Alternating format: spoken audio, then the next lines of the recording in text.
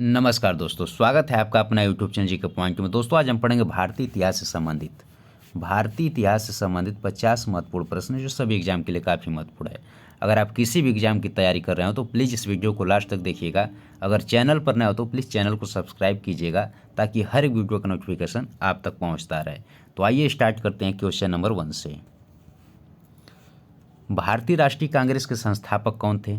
तो भारतीय राष्ट्रीय कांग्रेस के संस्थापक थे ए.ओ. ह्यूम।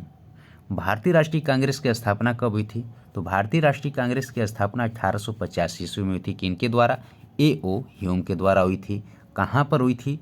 तो बम्बई के गोकुल तेजपाल संस्कृत विश्वविद्यालय में हुई थी। आइए नेक्स्ट क्वेश्चन देखते हैं। भारतीय राष्ट्रीय कांग्रेस के प्रथम अध्यक्ष कौन थे? तो भारतीय राष्ट्रीय कांग्रेस के प्रथम अध्यक्ष डब्ल्यू.सी. बनर्जी थे। डब्ल्यू.सी. बनर्जी को भारतीय राष्ट्रीय कांग्रेस का प्रथम अध्यक्ष कब बनाया गया था? तो 1885 ईस्वी में बनाया गया था। और कहाँ बनाया गया था? तो बम्बई में बनाया गया था। एक सवाल और बनता है कि भारतीय राष्ट्रीय कांग्रेस का प्रथम अधिवेशन कब हुआ था? 1885 ईस्वी में हुआ था। कहाँ हुआ था? तो बम्बई में हुआ था। उसी समय भारतीय राष्ट्रीय कांग्रेस का प्रथम अध्यक्ष डब्ल्यू.सी. बनर्जी को बनाया गया था। आइए नेक्स्ट क्वेश्चन देखते हैं। ऑल इंडिया ट्रेड यूनियन के प्रथम अध्यक्ष थे लाला लाजपत राय। Next question. महात्मा गांधी को महात्मा की उपाधि प्रदान की? तो महात्मा गांधी को महात्मा की उपाधि प्रदान की थी रविंद्रनाथ टैगोर ने। कहाँ की थी? तो बिहार के चंपारण में प्रथम सत्याग्रह करते समय। उसी समय महात्मा गांधी ने भी रविंद्रनाथ टैगोर को गुरुदेव कहा।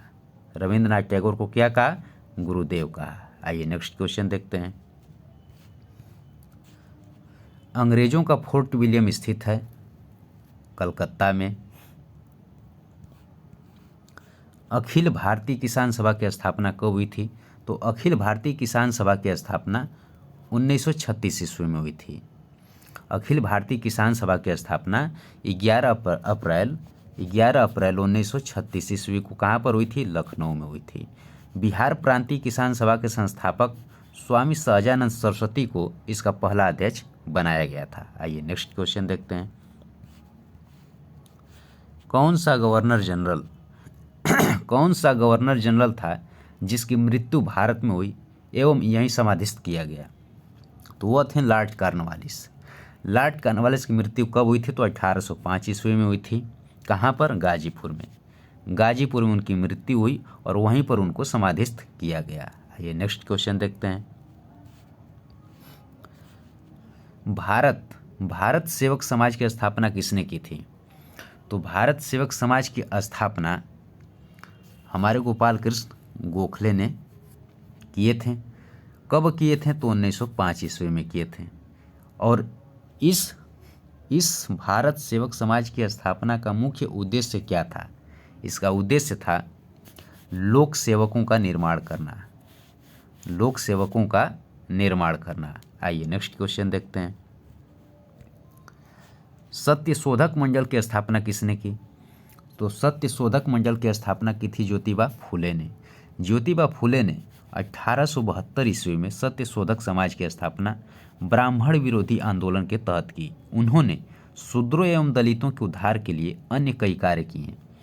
उन्होंने शूद्रों एवं दलितों के उद्धार के लिए अन्य कई कार्य किए। उन्होंने गुलामगिरी नामक पुस्तक की रचना की। आइए नेक्स्ट क्वेश्चन देखते हैं। तुम मुझे खून दो मैं तुम्हें आज़ादी दूंगा का नारा दिया था सुभाष चंद्र बोस ने। आइए नेक्स्ट क्वेश्चन देखते हैं। करो या मरो का नारा दिया था? तो करो या मरो का नारा दिया था महात्मा गांधी ने। आइए नेक्स्ट क्वेश्चन देखते हैं। जलियांवाला बाग हत्याकांड की जांच हेतु कांग्रेस द्वारा गठित समिति का अध्यक्षता किसने की थी? तो जलियांवाला बाग हत्याकांड की जांच हेतु कांग्रेस द्वारा गठित समिति का अध्यक्षता मोतीलाल नेहरू ने की थी। पंजाब के जलियांवाला बाग में 13 अप्रैल 1919 को हुई हत्याकांड की जांच के लिए अंग्रेजी सरकार ने हंटर समिति की गठन की थी। हंटर समिति की गठन की थी और अखिल भारतीय कांग्रेस ने भी मोतीलाल नेहरू की अध्यक्षता में इस जघन्य हत्याकांड की जांच के लिए समिति गठित की। इस समिति के अन्य सदस्य थे गांधी जी, CR दास, जयशंकर और तैयबजी। आइए नेक्स्ट क्वेश्चन देखते हैं।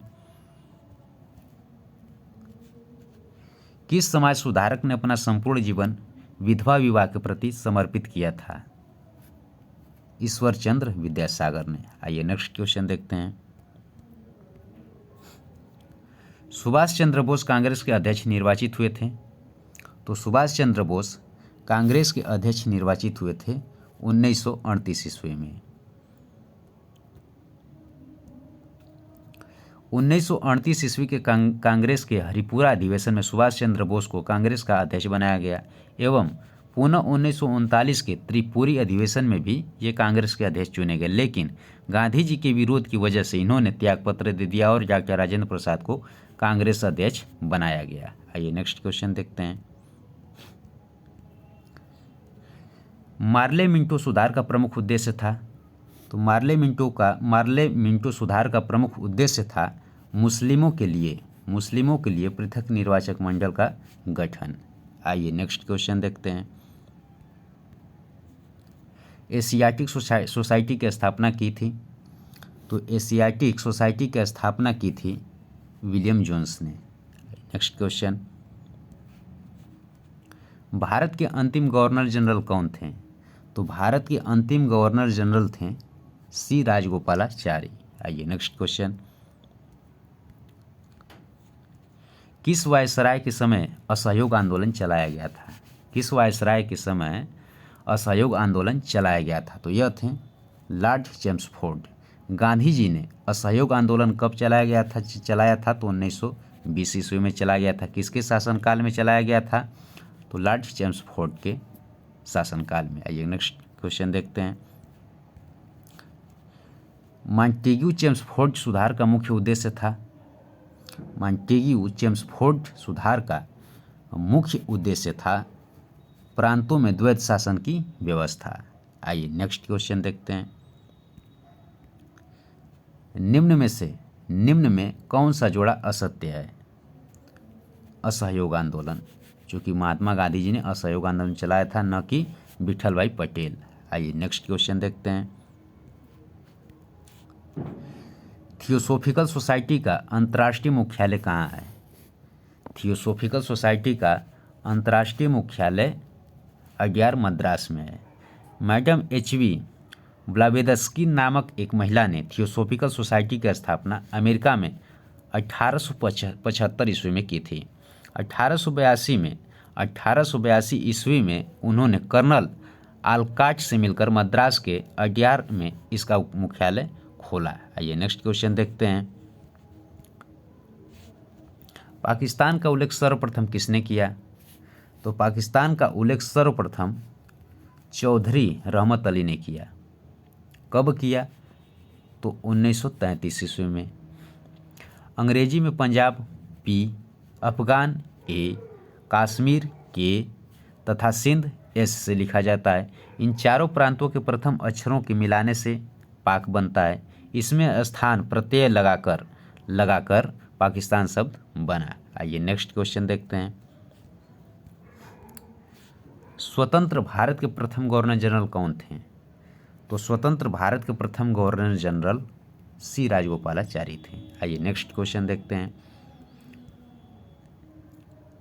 निम्नलिखित में से किस स्थान से जुते हुए खेत के साक्ष्य मिले हैं?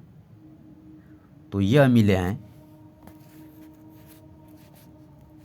कालीबंगा से। कहाँ से मिले हैं? कालीबंगा से मिले हैं। राजस्थान स्थित कालीबंगा से जुते हुए खेत के साक्ष्य मिले हैं। कालीबंगा से काली चूड़ियाँ और यज्ञ के हवन कुंड भी मिले हैं। यहाँ के घरों में अलंकृत ईंटों का प्रयोग हुआ है। आइए नेक्स्ट क्वेश्चन देखते हैं। मोहनजोदड़ो में हुई पुरातात्विक खुदाई किसके निर्देशन में संपन्न हुई थी? मोहनजोदड़ो में हुई पुरातात्विक खुदाई किसके निर्देशन में संपन्न हुई थी? तो यह हुआ था सर जॉन मार्शल के निर्देशन में संपन्न हुई थी। मोहनजोदड़ो में 1922 ईस्वी में राखल दास बनर्जी के नेतृत्व में पुरातात्विक खुदाई हुई थी। मोहनजोदड़ो पाकिस्तान के सिंध प्रांत में लरकाना जिले में सिंधु नदी के दाहिने तट पर स्थित है। आइए नेक्स्ट क्वेश्चन देखते हैं। अशोक द्वारा उत्कीर्ण कराए गए किस अभिलेख से विदेशी राज्यों के साथ संबंधों का उल्लेख मिलता है? तो दोस्तों इसका सही आंसर है बी, 13वां अभिलेख मिलता है। ये नेक्स्ट क्वेश्चन, निम्नलिखित में से कौन सा वेद गद्य एवं पद्य में रचित है? यजुर्वेद। यजुर्वेद गद्य एवं पद्य में रचित है। आइए नेक्स्ट क्वेश्चन देखते हैं। ऋग्वेद में कितने मंडल हैं? तो ऋग्वेद में 10 मंडल हैं। ऋग्वेद में कुल 10 मंडल हैं, जिसमें से 2 से 7 तक को प्राचीन माना जाता है। प्रथम और 10वां मंडल बाद में जोड़ा गया। ऋग्वेद में कुल कितने मंत्र हैं? तो 1052 मंत्र हैं। 1052 मंत्र हैं। 10वें मंडल के पुरुष सूक्त में सर्वप्रथम शूद्रों का उल्लेख मिलता है। किसका उल्लेख मिलता है? तो सर्वप्रथम शूद्रों का उल्लेख मिलता है 10वें मंडल में। नेक्स्ट क्वेश्चन देखते हैं। ऋग्वैदिक काल के विषय में सत्य है। ऋग्वैदिक काल के विषय में सत्य है, प्रायः कर का भार वैश्य समुदाय पर था। नेक्स्ट क्वेश्चन,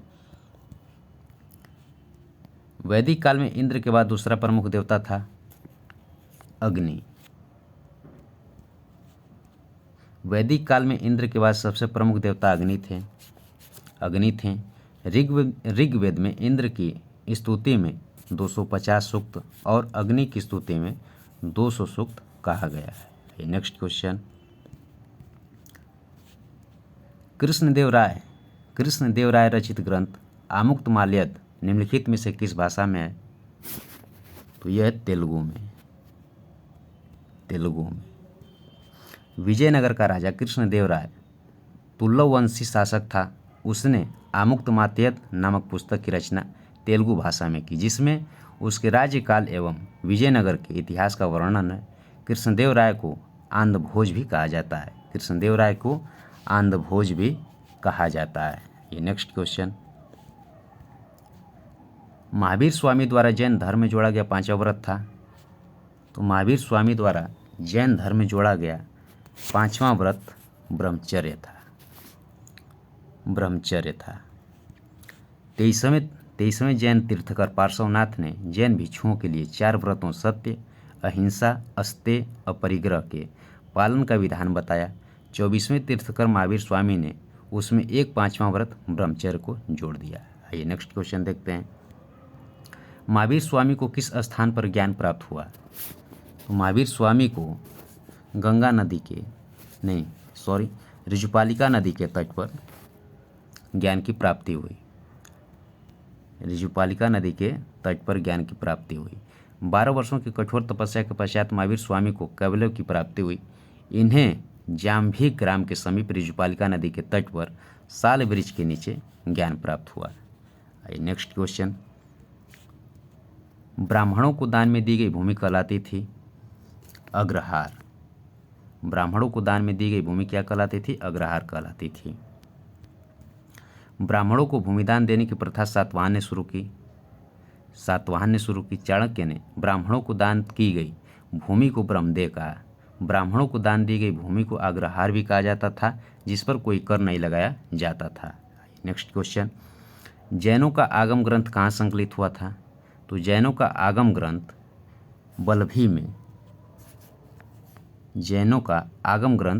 बल्लभी में संकलित हुआ था।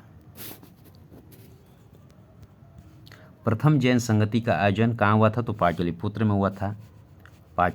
हुआ था। जैन संत स्थूलभद्र की अध्यक्षता में संपन्न हुई, जिसमें 12 अंगों का संकलन किया गया। द्वितीय जैन संगति का आयोजन गुजरात के बल्लभी में 512 ईस्वी में देवर्धि क्षमा श्रवण की अध्यक्षता में संपन्न हुई, जिसमें 84 आगमों का संकलन किया गया। आइए नेक्स्ट क्वेश्चन देखते हैं। जैन धर्म में मूर्ति पूजा का सर्वप्रथम उल्लेख कहाँ प्राप्त होता है? तो जैन धर्म में मूर्ति पूजा का सर्वप्रथम उल्लेख हाथी गुम्फा अभिलेख में प्राप्त होता है। आइए नेक्स्ट क्वेश्चन देखते हैं। अशोक के अभिलेखों को पढ़ने का प्रथम श्रेय प्राप्त है।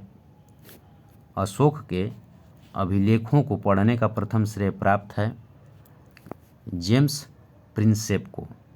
अशोक के अधिकतर अभिलेख ब्राह्मी लिपि में, जिसे सर्वप्रथम 1837 ईस्वी में जेम्स प्रिंसेप नामक विद्वान ने पढ़ा। आइए नेक्स्ट क्वेश्चन देखते हैं। अशोक के अभिलेख किस भाषा में लिखित है? ब्राह्मी, खरोष्टी और अरामाइक। अशोक के अधिकतर अभिलेख ब्राह्मी लिपि में जो बाईं से दाईं ओर लिखी जाती हैं। अशोक के उत्तर पश्चिम भारत के अभिलेख खरोष्टी लिपि में जो दाईं से बाईं ओर लिखी जाती है, एवं कुछ अभिलेख अरामाइक लिपि में भी मिला है। आइए नेक्स्ट क्वेश्चन देखते हैं। प्राचीन भारत में सबसे लंबा व्यापारिक मार्ग था। प्राचीन भारत में सबसे लंबा व्यापारिक मार्ग था तक्षशिला। तक्षशिला से ताम्रलिप्त। आइए नेक्स्ट क्वेश्चन देखते हैं। मौर्य काल में सीताध्यक्ष निम्नलिखित में से किससे संबंधित था? तो मौर्य काल में सीताध्यक्ष से संबंधित कृषि था। मौर्य काल में सीताध्यक्ष कृषि से संबंधित अधिकारी था। कौटिल्य के अर्थशास्त्र में सीताध्यक्ष को परिभाषित किया गया। भूमि को हल द्वारा जोतकर उत्पन्न किया गया पदार्थ सीता कहलाता था। उसके अधिकारी को सीताध्यक्ष कहा जाता था। ये नेक्स्ट क्वेश्चन देखते हैं। मौर्य काल में कंटक शोधन था। फौजदारी न्यायालय। कौटिल्य के अर्थशास्त्र के अनुसार मौर्य काल में 2 प्रकार के न्यायालय होते थे। पहला धर्मस्थयी, दूसरा कंटक शोधन। धर्मस्थयी न्यायालय दीवानी और कंटक शोधन को फौजदारी न्यायालय कहा जाता था। आइए नेक्स्ट क्वेश्चन देखते हैं। किस इतिहासकार ने सेंटोरकोट्स का समीकरण चंद्रगुप्त मौर्य से स्थापित किया है? किस इतिहासकार ने सेंटोरकोट्स का समीकरण चंद्रगुप्त मौर्य से स्थापित किया है? तो यह है सर विलियम जोन्स। आइए नेक्स्ट क्वेश्चन देखते हैं। कौटिल्य के राज्य के सप्तांगों में सम्मिलित नहीं है दूत।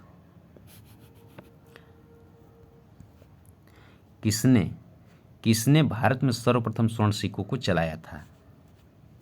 तो हिंद यवन ने। भारत में सर्वप्रथम स्वर्ण सिक्कों का प्रचलन हिंद यवन शासकों की देन है। गुप्त काल में सर्वाधिक सोने के सिक्के जारी किए गए, परंतु इनकी शुद्धता पूर्वकालीन कुषाण के सिक्के की तुलना में कम थी। आइए नेक्स्ट क्वेश्चन देखते हैं। राज्य एक पहिए पर नहीं चल सकता, यह कथन है। राज्य एक पहिए पर नहीं चल सकता, यह कथन है चाणक्य का। कौटिल्य के अर्थशास्त्र के अनुसार राजा अकेले राज्य का प्रशासन नहीं चला सकता, बल्कि मंत्रिपरिषद के सहयोग से राज्य प्रशासन आसानी से चलाया जा सकता है। मंत्रिपरिषद की महत्ता का वर्णन करते हुए कौटिल्य कहता है कि राजत्व एक पहिए पर नहीं चल सकता। आइए नेक्स्ट क्वेश्चन देखते हैं। निम्नलिखित में से किस चोल शासक ने श्रीलंका को विजित किया था? निम्नलिखित में से किस चोल शासक ने श्रीलंका को विजित किया था? तो यह किया था राजेंद्र प्रथम ने। सर्वप्रथम श्रीलंका पर विजय चोल शासक राज प्रथम ने किया और वहां की राजधानी अनुराधापुर की जगह पुलोनमुखा को बनाया। उस समय सिंघल द्वीप का राजा महेंद्र पंचम था। संपूर्ण सिंघल द्वीप पर चोल राजा राजेंद्र प्रथम ने अधिकार किया था। आइए नेक्स्ट क्वेश्चन देखते हैं। बृहदेश्वर मंदिर किसके द्वारा निर्मित था? राज प्रथम के द्वारा।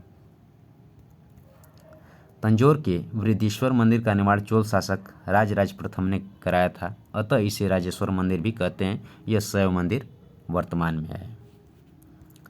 सुदर्शन झील का सर्वप्रथम उल्लेख किसमें मिलता है? सुदर्शन झील का सर्वप्रथम उल्लेख किसमें मिलता है? गिरिनार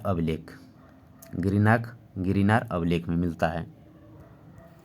सुदर्शन झील का निर्माण चंद्रगुप्त मौर्य के काल में सौराष्ट्र का प्रांतपति पुष्पगुप्त ने कराया था।